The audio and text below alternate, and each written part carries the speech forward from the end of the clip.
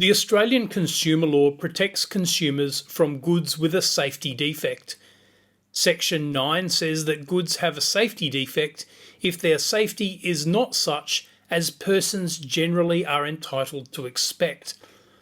Subsection 2 includes factors to be taken into account, including at paragraph D, any instructions for doing or refraining from doing anything with or in relation to the goods.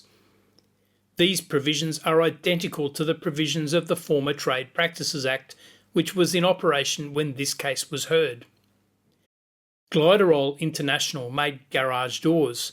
Their Canberra distributor and installers was a family business called Sheridan Garage Doors. When a new apartment development was built, Sheridan's got the contract to do all the garage doors, and they did so. 2 years later, Mrs. Skerbic had opened the garage door for her husband to depart for work, and she was standing underneath it when suddenly the whole door fell, striking her on the head and injuring her. Her main cause of action was negligence, but she also claimed that the doors had a safety defect. The doors came with instructions, and those instructions specified a certain type of screw if the door's brackets were to be installed on a masonry wall. The instructions, however, the court found, were somewhat ambiguous.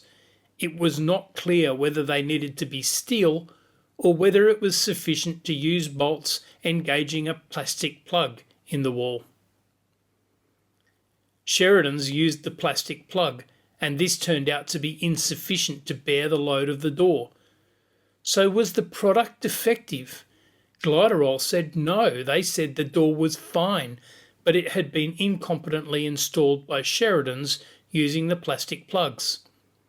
Sheridan's said that the plastic plugs were within the instructions for the door.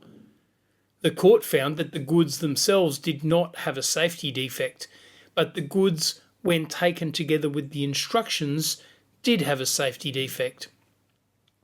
The court said it was satisfied that the instructions were not as safe as persons generally are entitled to expect. The wording of the instructions did not make it sufficiently clear that the metal anchor plugs, rather than plastic ones, were to be used for the installation of the brackets. From this case, we learn that in consumer protection law, a safe product can be turned into an unsafe product if it is accompanied by unsafe instructions.